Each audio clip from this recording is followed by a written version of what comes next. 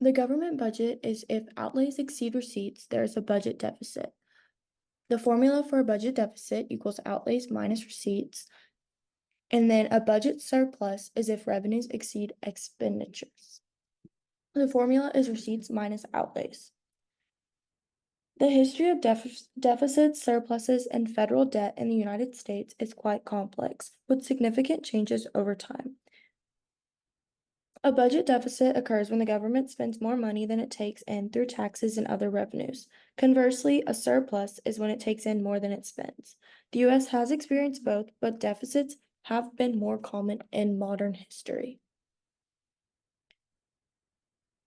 National or federal debt is the total amount of money that a government owes at a point in time. Deficit does not equal debt. This is the accumulation of the government's deficits over time. When the government runs a deficit, it borrows money to cover the gap, which adds to the federal debt. Deficit is just a shortfall in revenue for a particular year's budget. National debt is the total of all accumulated and unpaid deficits. The national, or also called federal debt, is held by the public, which is called public debt, plus held by government agencies.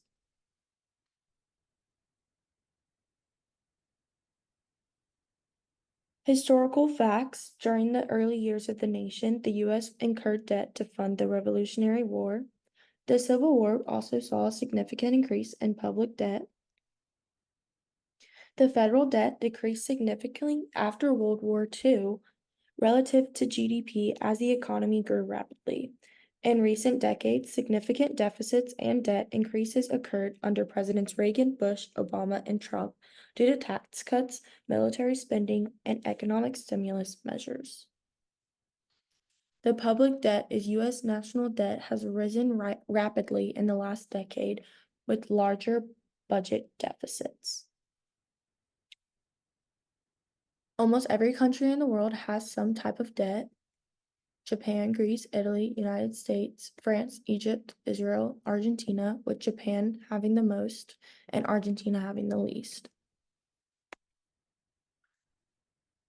Is government debt good or bad? Benefits of government debt. It allows the government to be flexible when something unexpected happens. Government debt can pay for investments that lead to economic growth and prosperity. It can be used to stimulate economic growth during recessions. It allows for investment in public goods and services that can benefit society over time. It can fund wars or emergency measures when necessary. Cost of government debt or public debt.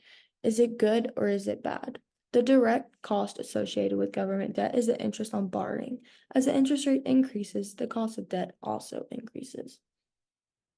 Interest payments on the debt can become a large part of the federal budget. High levels of debt can lead to higher interest rates for the entire economy.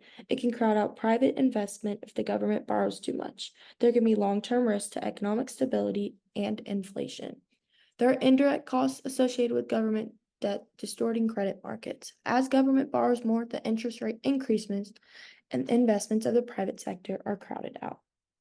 Understanding the nuances of public debt is crucial for economic policy as it involves balancing the immediate benefits of government spending against the long-term cost of borrowing.